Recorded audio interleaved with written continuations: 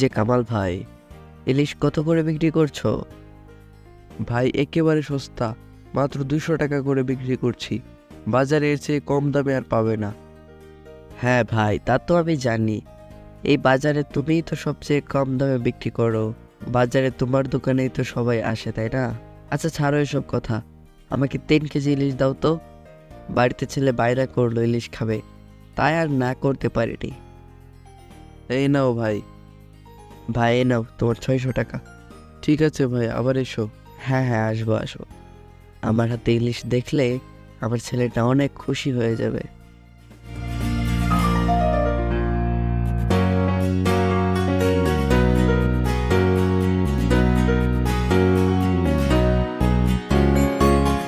আমাকে কিছু খেতে দাও, আমি 2 দিন ধরে কিছুই খাই না। আমার যে অনেক ক্ষুধা পেয়েছে। আর এই লোকটা 2 দিন ধরে খায় না, আমরা তো তাও ভালো আছি। চাই লোকটাকে ইলিশ দিয়ে আসি। না, ইলিশ দিলে তো রান্না করতে তেল পেঁয়াজ লাগবে, বরং আমি ওনাকে কিছু টাকা দিয়ে আসি। কাকু ভিক্ষা করছেন কেন? আপনার কি ছেলে মেয়ে নাই? কাকু আমার কাছে তো খুব বেশি টাকা নাই, আপনি 500 টাকা রাখুন, এটা দিয়ে নিজের জন্য কিছু কিনেন। তুমি অনেক ভালো মনের অধিকারী, তুমি এর প্রতিদান পাবে। নাও বাবা, এই বীজটা রাখো। এটা কোনো সাধারণ বীজ নয়, এটা থেকে একটা জাদুর টাকার গাছ জন্মাবে। তুমি এটা লুকিয়ে রেখো, না হলে কেউ এটা নিয়ে যেতে পারে। কাকু যে কথাটা বললো, এটা যদি সত্যি হয় তাহলে তো আমার সব দুঃখ কষ্ট দূর হয়ে যাবে। যাই গিয়ে বীজটার উপর করে দেখি কি হয়।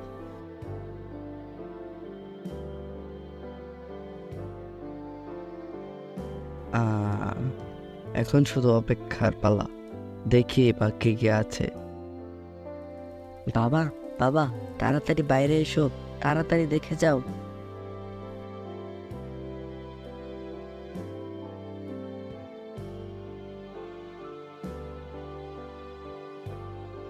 বাবা ওই দেখো টাকার গাছ। আরে বাবা, এটা তো দেখছি একদিনে অনেক বড় হয়ে গেছে। তার মানে কাকু ঠিকই বলেছিল, এবার তো আমাদের সকল দুঃখ কষ্ট দূর হয়ে যাবে।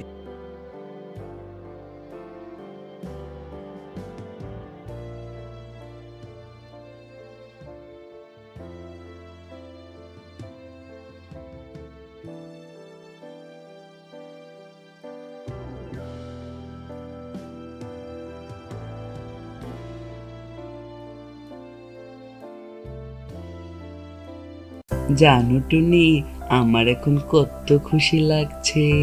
আর কয়দিন পরে তোমার এই সুন্দর সুন্দর ডিম দুইটা থেকে দুটো নাদোষ নুদোষ ছেলে ছানা বের হবে, আর আমাকে বাবা বাবা বলে ডাকবে।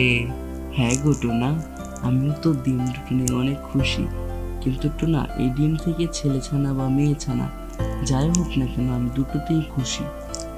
না গো টুনি, আমার ছেলে ছানাই চায়। আমি আমার ছেলেদের সাথে খেলবো, মজা করব, ওদের উড়তে শিখাবো। কত স্বপ্ন আমার ওদের নিয়ে। তবে আমি এক দানা খুঁজতে যাই, তুমি বাসাতেই থাকো। এই কথা বলে টুনা দানা খুঁজতেই চলে যায়। টুনা আমার কথা একেবারে বুঝতে পারেনি, সারাদিন শুধু একই কথা বলে, ছেলে হবে ছেলে হবে। তবে আমার কোনো সমস্যা নেই, ছেলে মেয়ে যাই হোক আমি দুটোতেই খুশি। টুনি বোন, শুনলাম আর কদিন পরে নাকি তোমার ডিম ফুটে দুটো সুন্দর সুন্দর ছেলে ছানা বের হবে। টুনা তো এই কথা বনের সব পাখিদের বলে বেড়াচ্ছে। হ্যাঁ গো, আমার ডিম থেকে কদিন পরে ছানা বের হবে। তবে আমি টুনাকে নিয়ে অনেক চিন্তা আছি। টুনা তো ছেলে ছেলে করে আমার মাথা খাচ্ছে, কি যে করবো কিছুই বুঝতে পারছি না। এসব নিয়ে একদম হবো না তুমি, তবে সাবধান থেকো কেমন। আমরা তাহলে আজ আসিনি।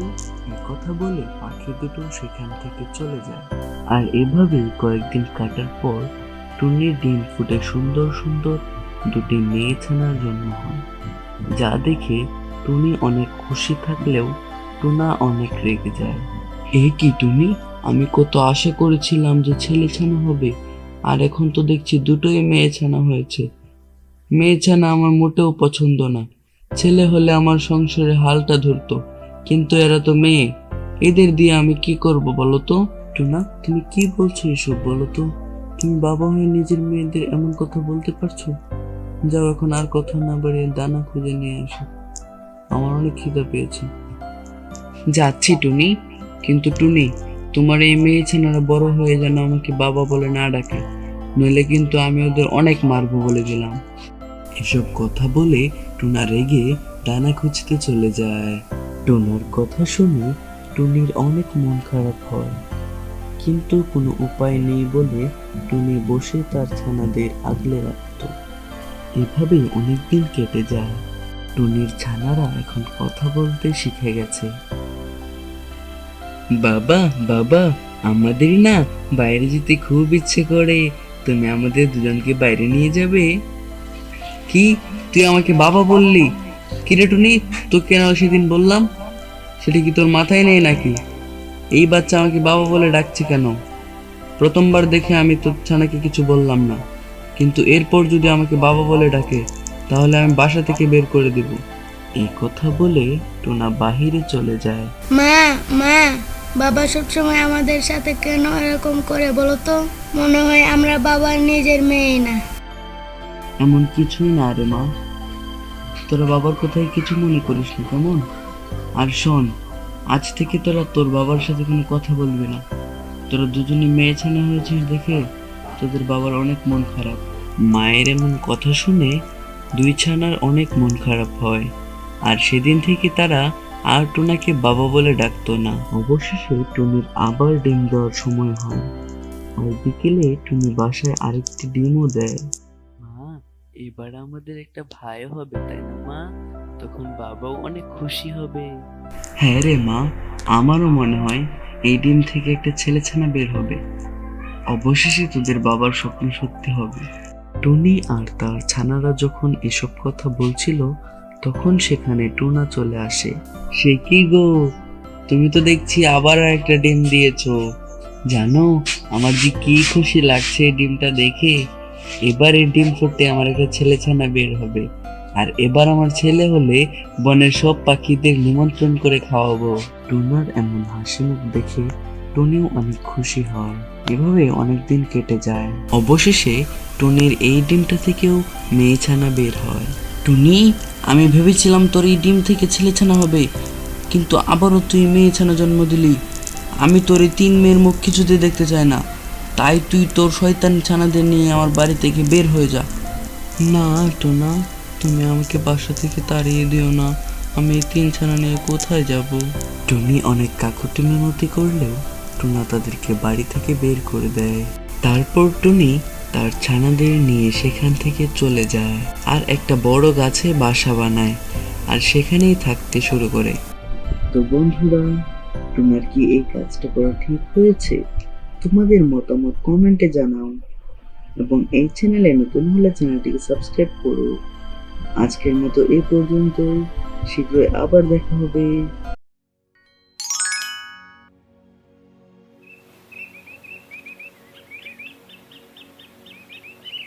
এক গ্রামে বসবাস করত এক বুড়ি আর তার নাতি পল্টু।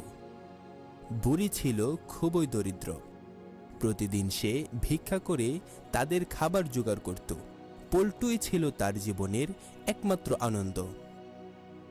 হঠাৎ একদিন বুড়ি অনেক অসুস্থ হয়ে যায়, আর পল্টু তাকে খাবার দিতে বলছে, কিন্তু বুড়ির খাবার জোগাড় করার মতো কোনো শক্তি নেই। পল্টু কান্না করতে শুরু করে। দিদা, আমি অনেক ক্ষুধার্ত, আমাকে কিছু খেতে দাও। আমার শরীরটা ভালো নেই রে পল্টু, আজ আর ভিক্ষা করতে যেতে পারি নাই। সেখানে এক ডাইনি গুনগুন করে গান গাইছে। মানুষের গন্ধ পাও। হঠাৎ সে পল্টুর কান্নার আওয়াজ শুনতে পায়। আরে, কে যেন কাঁদছে মনে হচ্ছে, যাই তো দেখি কে যাচ্ছে। এবং ডাইনি তার জাদু ব্যবহার করে সেখানে চলে আসে। কিসের জন্য এই ছোট্ট ছেলেটা কাঁদছে? তার কান্নার শব্দে আমার গান পর্যন্ত থেমে গেল। সেখানে গিয়ে ডাইনি দেখে পল্টু ক্ষুধার জন্য কাঁদছে আর তার বুড়ি দিদা অসুস্থ হয়ে শুয়ে আছে। আহারে, আমি যদি মানুষ হতাম তাহলে আমারও এমন একটা ছোট্ট নাতি থাকতো। ডাইনির হৃদয় নরম হয়ে যায়। সে জঙ্গলের মধ্যে গিয়ে বিভিন্ন ফলমূল নিয়ে আসে। এই নাও পল্টু, তোমার যত খুশি পেট ভরে খাও। পল্টু, আজ থেকে আমিও তোমার দিদা। আমাকেও দিদা বলে ডাকবে কিন্তু। আমার নতুন দিদা। ডাইনি বুড়ির জন্য জাদু দিয়ে ঔষধ বানালো। নিন, আপনি এই ঔষধটা সেবন করে ফেলুন, তাহলে আপনি আশা করি সুস্থ হয়ে উঠবেন। ডাইনি তাকে সুস্থ করে তোলে। বুড়ি ধীরে ধীরে সুস্থ হয়ে ওঠে। তুমি আমাদের জন্য যা করলে তার জন্য তোমাকে কিভাবে ধন্যবাদ দেব বুঝতে পারছি না। তোমার নাতিটা এখন থেকে আমারও নাতি। ওর যত্ন করা আমারও দায়িত্ব। দিদা, ওইটা কি? ওইটা হচ্ছে আমাদের জাদুর গাছ। ওই গাছ মানুষের মতো কথা বলতে পারে। পল্টু ডাইনির ঘাড়ে উঠে উড়ে উড়ে বিভিন্ন জায়গায় ঘুরে বেড়ায়। ডাইনির সাথে তার এক অসাধারণ বন্ধুত্ব গড়ে ওঠে। এভাবে অনেক ঘোরাঘুরি করে পল্টু বাড়ি ফিরে আসে। দিদা, আমি বড় হয়ে তোমাদের জন্য একটা বাড়ি বানাবো। সময়ের সাথে সাথে পল্টু বড় হয়ে ওঠে। সে তার দিদা এবং ডাইনি দিদার জন্য একটি সুন্দর বাড়ি বানিয়ে দেয়। আমাদের ছোট পল্টু এখন অনেক বড় হয়ে গেছে। এভাবেই বুড়ি, ডাইনি এবং পল্টু একসাথে নতুন বাড়িতে সুখে শান্তিতে বসবাস করতে শুরু করে। তো বন্ধুরা, এই গল্প থেকে আমরা কি শিখলাম? এই গল্প থেকে আমরা শিখলাম যখন কেউ কষ্টে থাকে তাদের সাহায্য করা উচিত। যেমন ডাইনি পল্টুকে খাবার দিয়ে সাহায্য করেছিল, ডাইনি ভালো কাজ করেছিল, আর শেষে সবাই মিলে সুখে ছিল। তাই আমরা যদি ভালো কাজ করি তার ভালো ফল আমরা অবশ্যই পাব।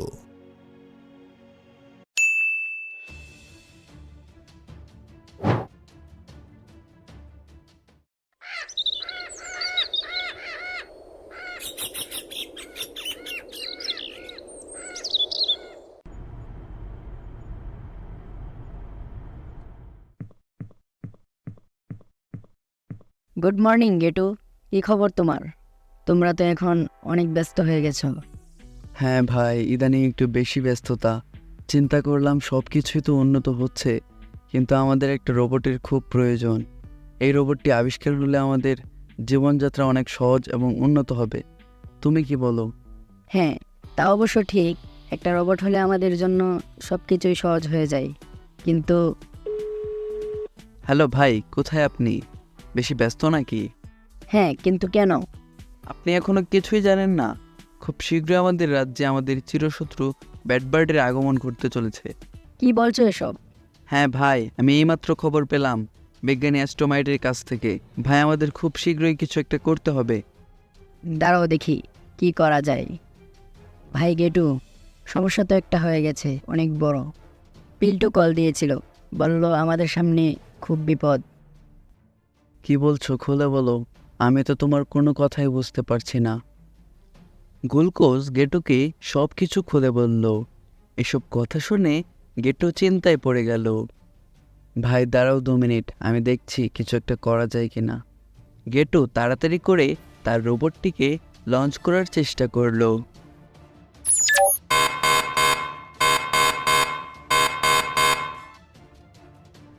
ইয়েস, আমি সফল। চলো গ্লুকোজ, তাড়াতাড়ি বের হতে হবে, আমাদের হাতে সময় খুব কম। গেটু তাড়াতাড়ি করে তার রোবটটিকে নিয়ে বেরিয়ে পড়ে শত্রুর মোকাবেলার উদ্দেশ্যে।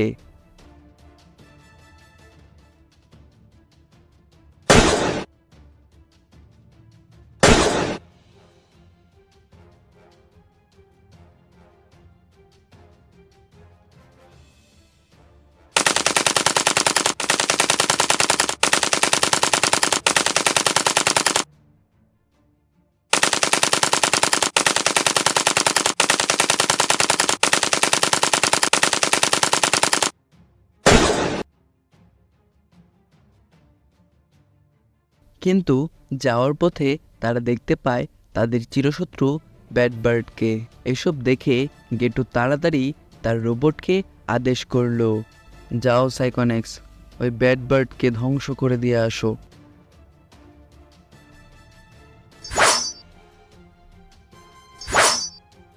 ওকে বস, আপনি কোনো চিন্তা করবেন না, এই ব্যাড বার্ডকে আমি এক্ষুনি ধ্বংস করে দিয়ে আসছি।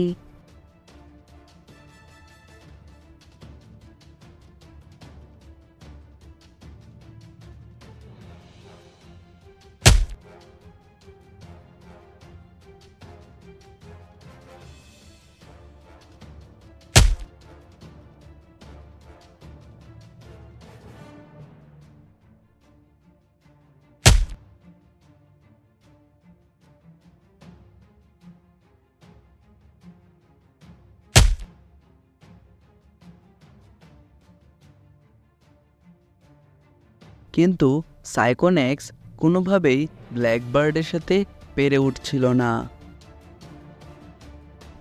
বস, আমি আর লোড নিতে পারছি না, এই ব্যাড বার্ড অনেক শক্তিশালী, আমার আরও এনার্জি প্রয়োজন। শোনো সাইকোনেক্স, তোমার একার দ্বারা একে মোকাবেলা করা সম্ভব নয়, আমাকেও যুদ্ধে নামতে হবে। এর আগে চলো বিজ্ঞানী অ্যাস্ট্রোমাইটের কাছে যাই, উনি কোনো না কোনো একটা উপায় নিশ্চয়ই বের করবেন।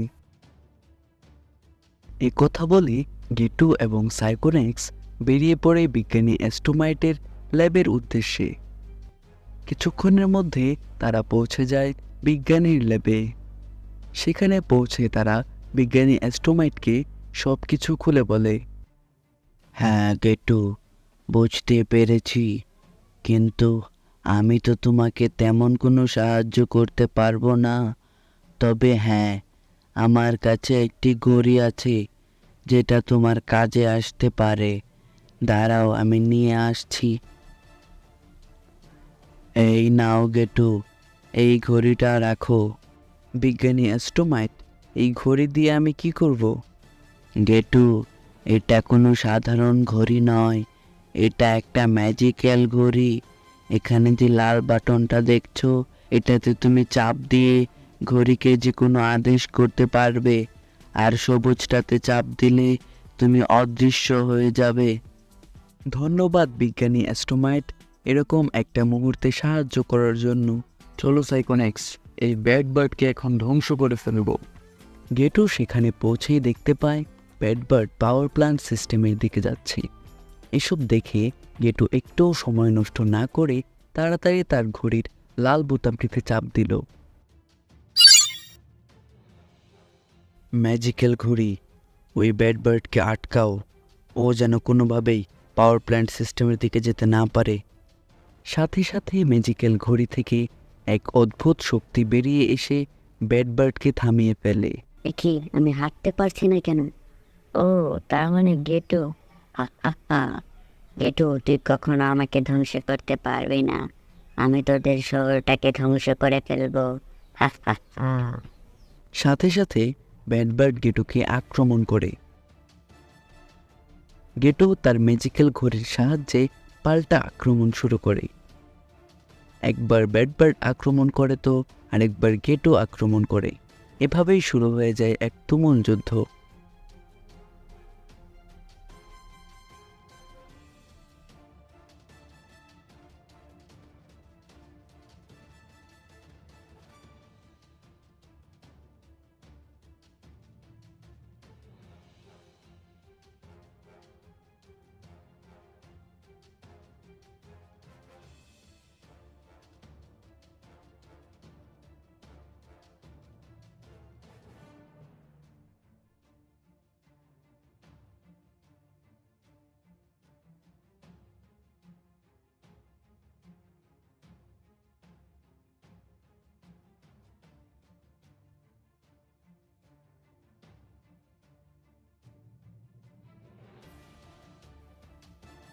ম্যাজিক্যাল ঘড়ি, এভাবে হবে না। তুমি ওই ব্যাড বার্ডের শক্তি আমার শরীরে ট্রান্সফার করো।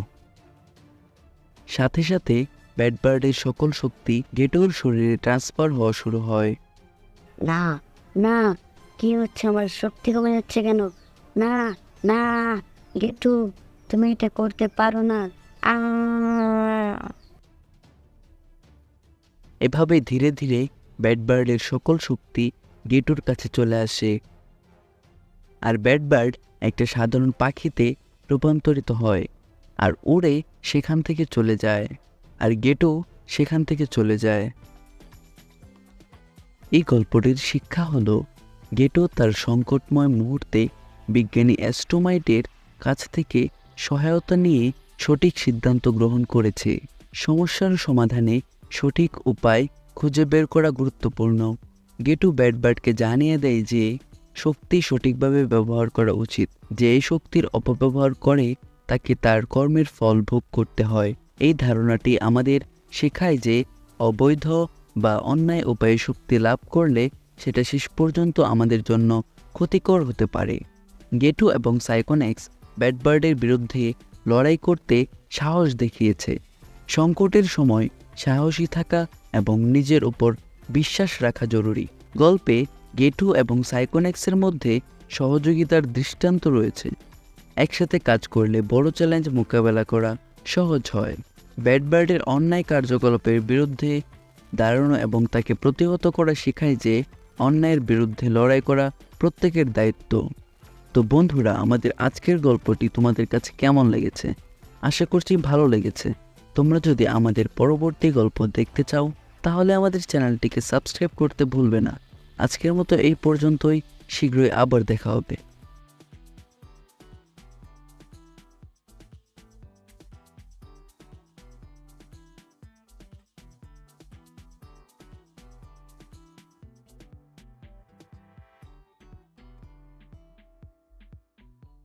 অনেক দিন আগের কথা, এক গ্রামে ছিল একটি ভয়ানক জঙ্গল।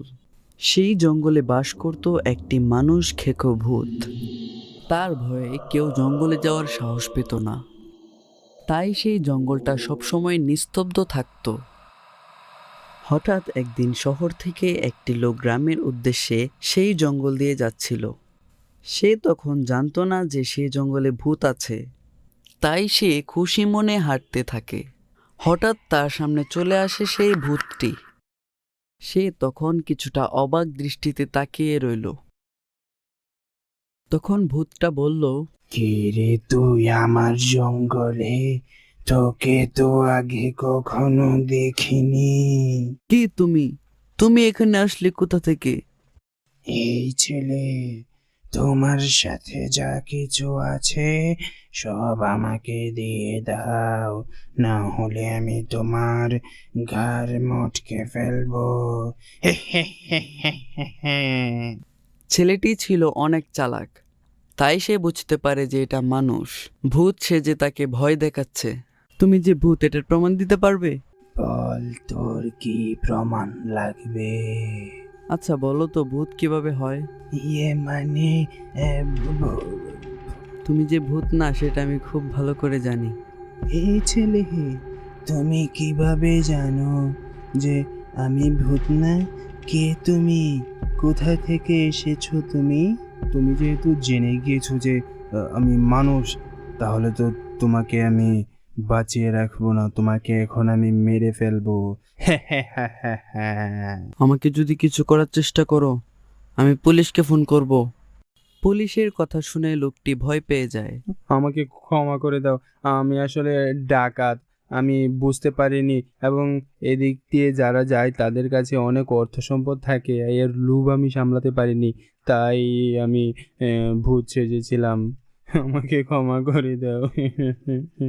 তোমাকে ক্ষমা করতে পারি, তবে একটি শর্তে। বলো, কি শর্ত?